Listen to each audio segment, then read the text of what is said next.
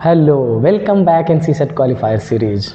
आज इस सेक्शन में जो चीज़ मैं लेके आया हूँ, अगर आपने वो सही से पढ़ लिया तो आप ऐसा समझ लो कि रीडिंग कॉम्प्रिहेंशन के जितने भी क्वेश्चंस आने वाले हैं उसमें से 40 to 45% आपका आसानी से सॉल्व हो जाएगा। कुछ ऐसे वर्ड्स जो बच्चों को समझने में दिक्कत होती है, कुछ ऐसे वर्ड्स जो एस्पिरेंट एक्चुअल में समझ नहीं पाते कि यूपीएससी ने पूछा क्या है और उसके बेसिस पे गलत आंसर कर देते हैं। आज मैं कुछ वैसे वर्ड्स को क्लियर करने वाला हूँ, बहुत ज़्यादा इंपॉर्टेंट है। तो मेरी रिक्वेस्ट है आपसे, सजेशन एडवाइस है, इस वीडियो को शुरुआत से एंड तक देखना। ज़्यादा लंबी रखूँगा भी नहीं, कोशिश होगी 15 मिनट्स में इसको कंप्लीट करूँ मैं, ताकि आपके टाइम का ज़्यादा यूटिलाइज़ ना करूँ और आपको कंटेंट वो दे दूँ जो बहुत ज़्यादा इंपॉर्टेंट है। राइट, तो आगे बढ़ने से पहले एक छोटी सी रिक्वेस्ट और है कि अगर चीज़ें सही लग रही हो, कंटेंट अच्छा लग रहा हो, चैनल को शेयर करें, सब्सक्राइब करें, मेरी भी मोटिवेशन बनी रहती है। राइट, अच्छा आपने देखा है कई बार जब रीडिंग कॉम्प्रिहेंशन अपन पढ़ लेते हैं, पैसेज में जो चीज़ें दी गई है वो चाहे लैंग्वेज इंग्लिश हो या लैंग्वेज हिंदी हो, अपन कई बार समझ नहीं पाते हैं और वो नहीं समझ पाने के कारण हमसे क्या उसमें से एक्चुअल मैसेज निकल रहा है वो नहीं समझ पाते। और जब एक्चुअल मैसेज क्या निकल रहा है वो नहीं समझ पाते तो क्वेश्चन में जो 4 चीज़ें पूछी जाती है, what is the critical message authors want to convey, critical. What is the rational message authors want to convey, What is the most pragmatic message? ये कुछ ऐसे वर्ड्स हैं जो आपसे पूछा जाता है। दिक्कत ये होती है कि ना तो आप इस वर्ड को डील आउट कैसे करो, इस वर्ड को समझो, ये आपको पता है, और दिक्कत इसमें भी हो जाती है कि पैसेज में जो कंटेंट, जो इन्फॉर्मेशन दी गई है उसका कैसे यूटिलाइज़ करें। आज उसको डिकोड करेंगे अपन, क्लियर करेंगे अपन नेक्स्ट 12 to 13 मिनट्स में। चलिए फटाफट मैं एक पीपीटी आपके लिए लेके आया हूँ, बहुत ही शानदार है और मैं चाहता हूँ कि अपन उससे शुरुआत करें और आपको कुछ बेसिक इन्फॉर्मेशन मैं पहले वहाँ से दे दूँ। लेट्स सी, ये मैं जब रिसर्च कर रहा था इस पर्टिकुलर उस पर टॉपिक पे तो मुझे कहीं दिखा, इसमें क्या मेंशन है, सीसेट में एक बहुत डेंजरस ट्रैप होता है। क्या ये सच है? एक बहुत डेंजरस ट्रैप होता है? मुझे नहीं पता क्या ट्रैप होता है, बट लिखा था एक वेबसाइट पे तो मैंने वहाँ से कॉपी कर लिया। पैसेज समझ आता है लेकिन क्वेश्चन गलत हो जाता है। क्यों भाई, ऐसा क्या है कि पैसेज समझने के बाद भी क्वेश्चन गलत हो जाता है? बिल्कुल करेक्ट लिखा गया है। तब गलत हो जाता है जब वो क्वेश्चन में इन सारे तरीके के वर्ड्स पूछ लिए जाते हैं। पता एक नया पैटर्न मैंने बनाया, आपको नेक्स्ट वीडियो उस पर मिलने वाली, बहुत शानदार है। मुझे खुद भी एक बार सोचने को मजबूर होना पड़ा कि अरे यार ये वर्ड क्या पूछ रहा है, ये क्रक्स क्या होता है, कोरोलरी क्या होता है, ऐसे कुछ वर्ड्स पूछ लिए गए, मुश्किल हो जाती है। क्या लिखा है? बिकॉज यूपीएससी डायरेक्ट नहीं पूछता। खैर ये तो इंपॉर्टेंट नहीं है, ये इंपॉर्टेंट थे और ये दिखाना मुझे आपके लिए ज़रूरी था।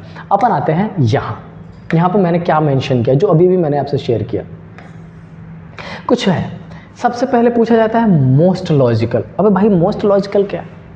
अगर लॉजिकल है, कनेक्टेड है तो करेक्ट है, लेकिन पूछ लिया मोस्ट लॉजिकल, इसका मतलब ऑप्शंस जितने होंगे वो सारे कहीं ना कहीं कोरिलेटेड होंगे, कहीं ना कहीं सही लग रहा होगा। कुछ इमोशनली आपको करेक्ट लग रहा होगा, कुछ लॉजिकली करेक्ट लग रहा होगा। वहीं पर मस्त rational, pragmatic messages, critical message of the passage, और इन सारे टर्म्स को हम आगे समझने वाले हैं बड़े ही डिटेल्स में। और उसके ऊपर एक पैसेज भी मैं लेके आया हूँ, उसको अपन सॉल्व करेंगे।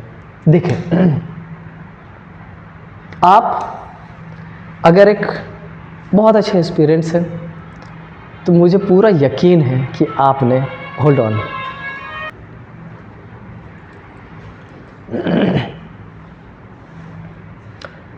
हाँ, तो मैं कह रहा था कि अगर आप सिविल्स के एक्सपीरियंस हैं तो मुझे पूरा भरोसा है कि आपने अपनी जो टेबल होगा उसके आसपास कहीं एक छोटी सी वाइट कलर की बोर्ड लगा रखी होगी जिसमें नोट डाउन करते होंगे इंपॉर्टेंट चीज़। कई सारे बच्चे शेड्यूलिंग करते हैं, इसलिए मैंने मेंशन कर रखा है you have to write this on board. क्या?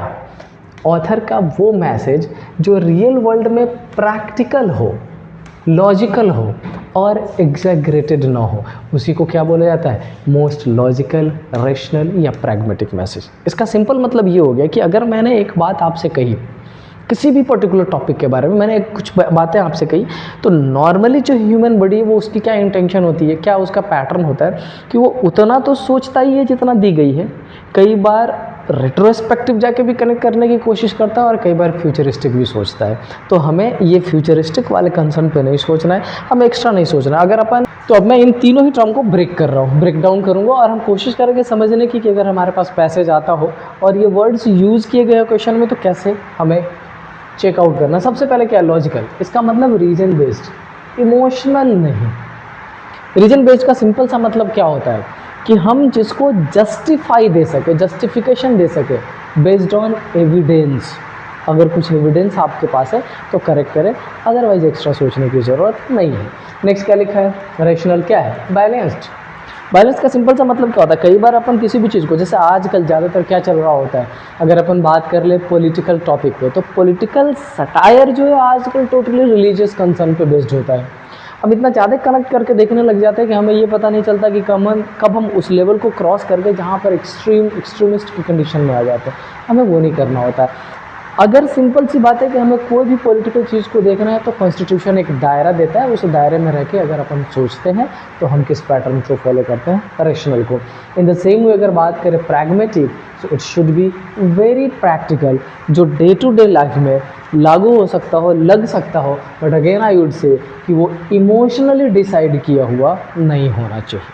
करेक्ट है?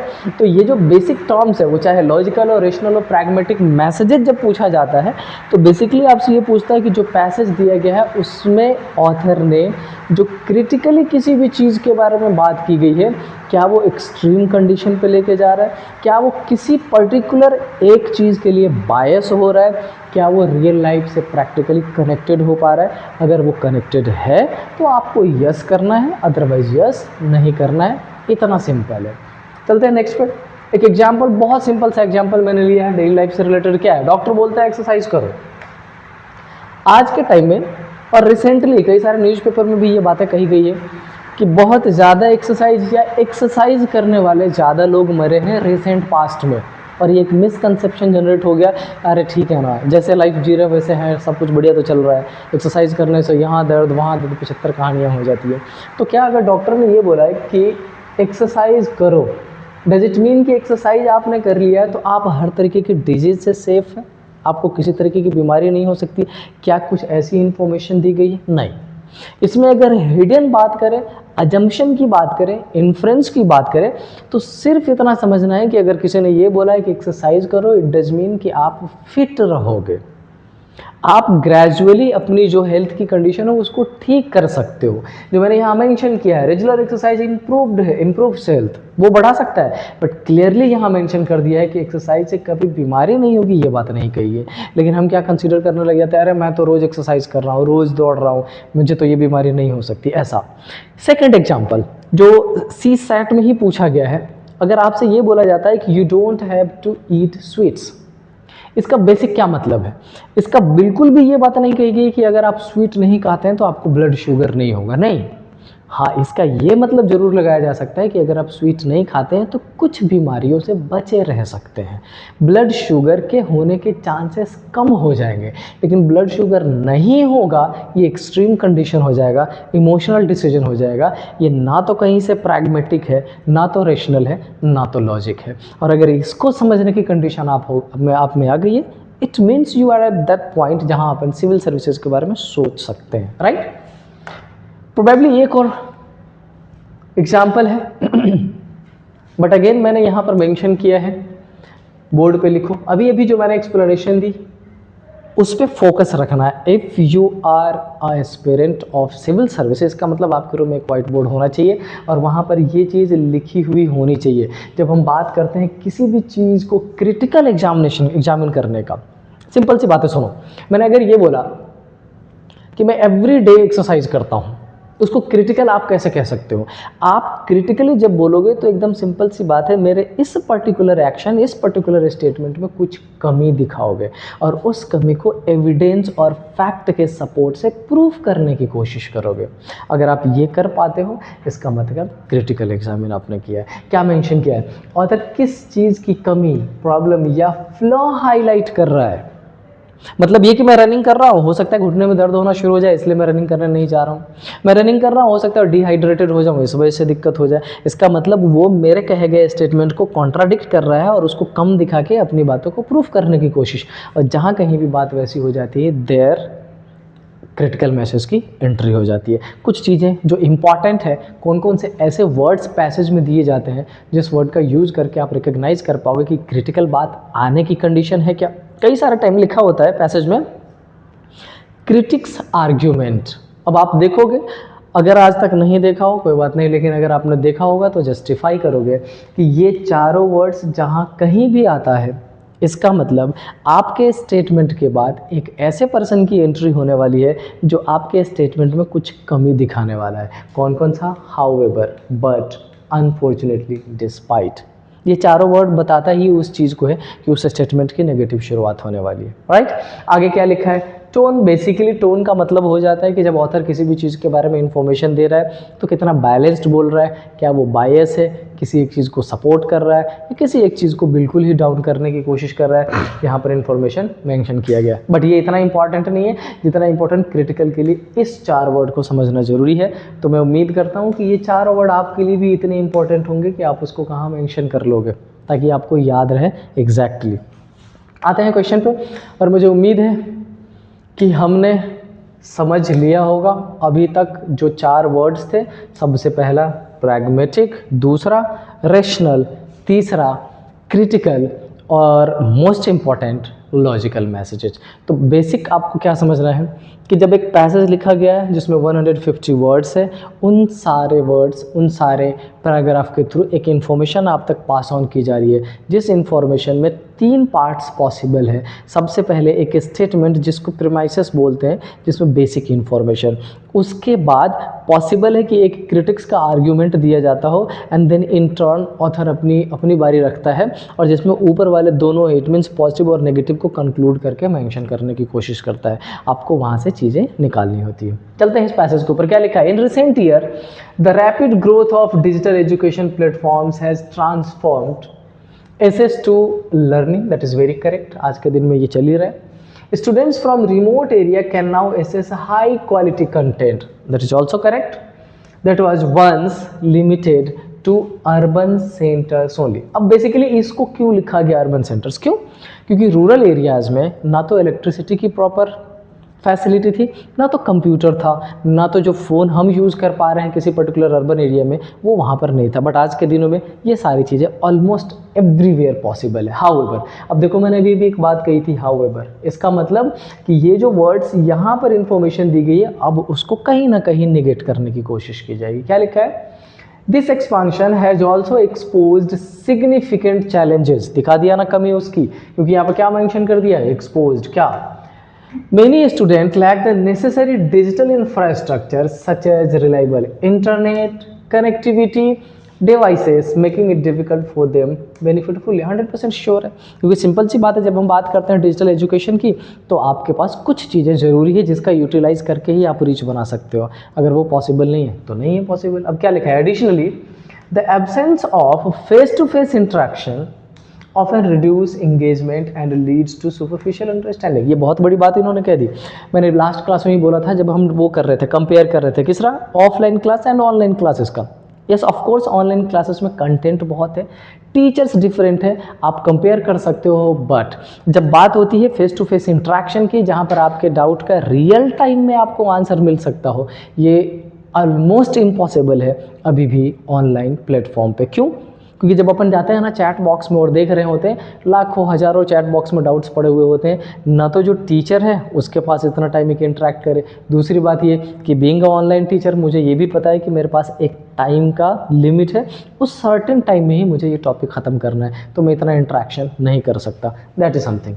अब आगे क्या लिखा है? While digital education offers immense opportunities, it can not completely replace traditional classroom learning. 100% sure, especially in developing countries where inequalities remains stark. ये बड़ी बात कह दी है। इसका सिंपल मतलब ये बोला गया है कि अगर अपने शहर को, अपने देश को दो डिफरेंट पार्ट में डिवाइड करते हैं, एक अर्बन और एक रूरल, तो कहीं ना कहीं इनइक्वालिटी अभी भी प्रिवेलिंग है। अनटिल अनलेस वो कंप्लीट ना हो जाए, ये फैसिलिटीज़ एवरीवेयर इक्वल नहीं हो पाएगा।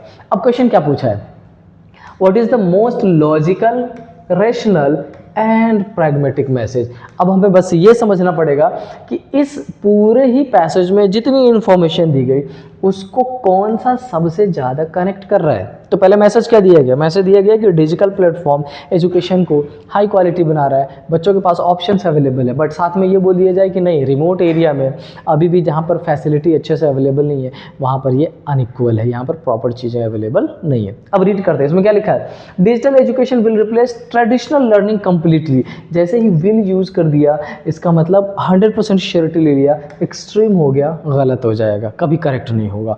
दूसरा, digital education is useless for rural student. यहाँ पर इन्होंने ये वर्ड यूज कर दिया, एक तो यूजलेस इटसेल्फ नेगेटिव है, उसके बाद इज का यूज कर दिया जो 100% श्योरिटी दे देता है, इसका मतलब ये भी एक्सट्रीम ऑप्शन हो गया, दोनों एलिमिनेट हो गया। Digital education is beneficial but has limitation that must be addressed, और यही तो बात कही गई है ऊपर। Yes, digital education can help, student को ऑप्शंस, मटेरियल्स, कंटेंट सब प्रोवाइड कराया जा सकता है, बट हमें क्या करने की ज़रूरत है, जो इंफ्रास्ट्रक्चर अवेलेबल नहीं है उसको बढ़ाना पड़ेगा। नेक्स्ट क्या लिखा है, ट्रेडिशनल क्लासरूम्स आर आउटडेटेड, बिल्कुल ही गलत है। तो ओवरऑल इन चारों ऑप्शंस को देखने के बाद इतनी चीज़ें तो 100% श्योरिटी से समझ में आ गया होगा कि पैसेज में जो भी इंफॉर्मेशन देने की बात कही जाती है उसके 3 parts, first statement, then critical argument and then finally conclusion. और कंक्लूजन में फर्स्ट और सेकंड दोनों को मर्ज करके जो बेस वो इन्फॉर्मेशन होता है वो दिया जाता है, और वही एक्चुअल में ऑथर्स का मैसेज होता है जिसको आप चारों पैरामीटर पे चेक कर सकते हैं। और वो चारों पैरामीटर कौन कौन सा है, आप उसको प्रैग्मेटिक सेंस में ले लो, रेशनल सेंस में ले लो, क्रिटिकल ले लो, या फिर लॉजिकली अपन चेकआउट कर लें। तो आई होप इस पूरे ही इन्फॉर्मेशन के साथ आप एटलीस्ट इन चीज़ों को क्लियर कर पाए होंगे कि अगर क्वेश्चन में ये चारों में से कोई भी वर्ड यूज़ किया जाता है तो आपको पैसेज में से क्या ढूंढना है, सिविल सर्विसेज आपसे क्या चाह रही है कि उस पैसेज की कौन सी इन्फॉर्मेशन आप पास ऑन करो हम तक। और अगर ये चीज़ें क्लियर हैं, समझ आ रही हो, अच्छे से सारी चीज़ें क्लियर हो रही हो, तो मैं आपसे उम्मीद करता हूँ एक फेवर जो कि मैं इससे चाहता हूँ हमेशा, चैनल को शेयर और सब्सक्राइब करने का। मिलते हैं नेक्स्ट क्लास में कोरोलरी के साथ, जो कि एक और इम्पॉर्टेंट है सिविल सर्विसेज में। ऑलमोस्ट एवरी पैसेज या एवरी अगर मैं ना बोलूं तो ऑलमोस्ट 2 पैसेज में एक क्वेश्चन उस पैटर्न से आता है, और कई सारे बच्चे उस वर्ड को ही समझ नहीं पाते जहां से वो गलत करते हैं। So see you there in next class, till then जय हिंद।